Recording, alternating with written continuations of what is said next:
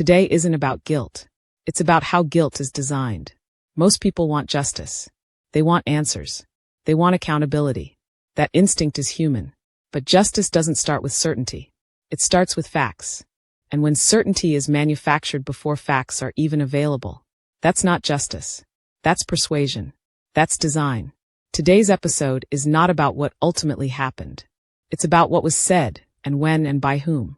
Because timing matters. And words matter even more when they're spoken to millions. Let's be clear about something up front. It is entirely possible that wrongdoing occurred. Investigations exist for that reason. The possibility of wrongdoing does not justify assigning guilt. Before evidence is reviewed, before intent is established, and before any inquiry has even begun. Because murder is not descriptive language. It's not emotion. It's not advocacy. And it's not a protest slogan.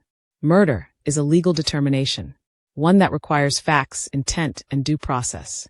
Using that word before those conditions exist doesn't seek justice. It manufactures certainty. And collapsing uncertainty into certainty, especially in volatile moments, is not activism. It's planned manipulation. It is egregious. It was an outright murder. What we saw today is a murder. An ICE agent murdered a woman in Minneapolis. There is just no reforming an agency that is murdering our own citizens, that is kidnapping children. I would like to make a motion to subpoena the Department of Homeland Security for all documents and footage related to the murder of a woman by ICE that took place in Minneapolis, Minnesota today. Morning on the streets of Minneapolis is another outright murder by federal officials. And let me just be clear. Those federal ICE officers are absolute cowards. A 7-year ICE veteran executed at 37-year-old Alex Pretty in Minneapolis. All right, some new footage just came out. It was Jonathan Ross's cell phone footage, the guy that murdered Renee Good. So we need to have local ownership over that investigation and prosecution of be it one agent, several agents who were involved in the murder of one of our beautiful civilians, a mother who should not have lost her life. What happened this morning was murder, and I demand that it be called that. We have a woman, Renee Good, was murdered in our streets of America today, and we got literally stormtroopers running around terrorizing.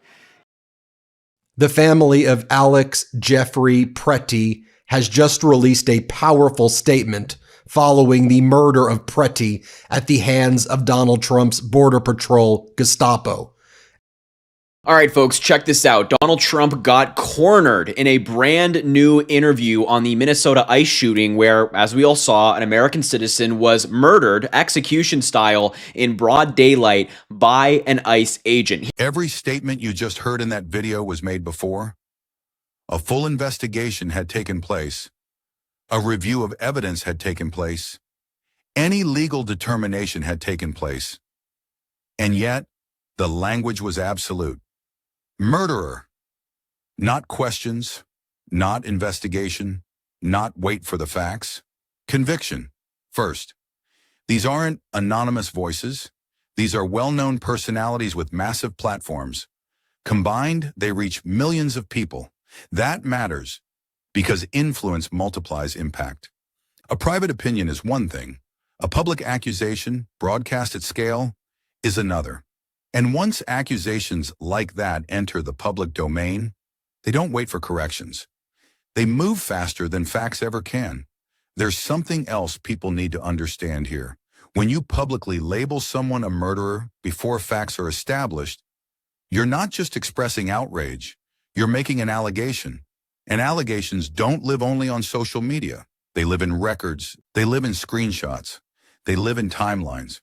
And when investigations conclude, whatever those conclusions may be, words spoken early don't disappear. That's why professionals should choose their language carefully. Not because they're afraid of the truth, but because reckless accusations have consequences long after the cameras move on. Here's where this becomes impossible to ignore.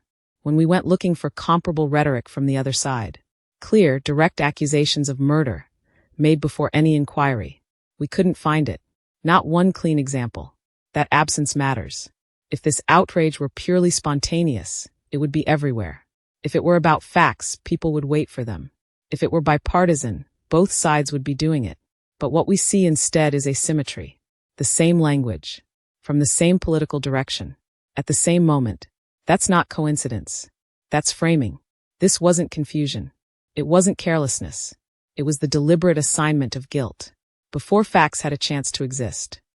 This rhetoric didn't land in a calm environment. It landed during heightened tension, when emotions were raw and the streets were already unstable.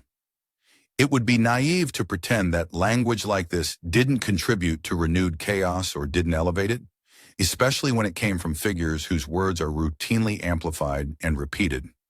When leaders speak in absolutes during volatile moments, they don't lower the temperature, they raise it.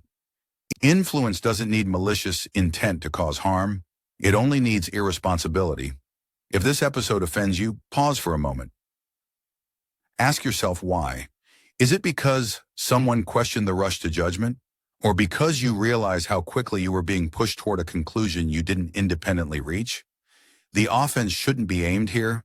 It should be aimed at the people who looked straight into a camera, spoke with certainty they did not have, and tried to lock your emotions in place before the facts had any chance to catch up.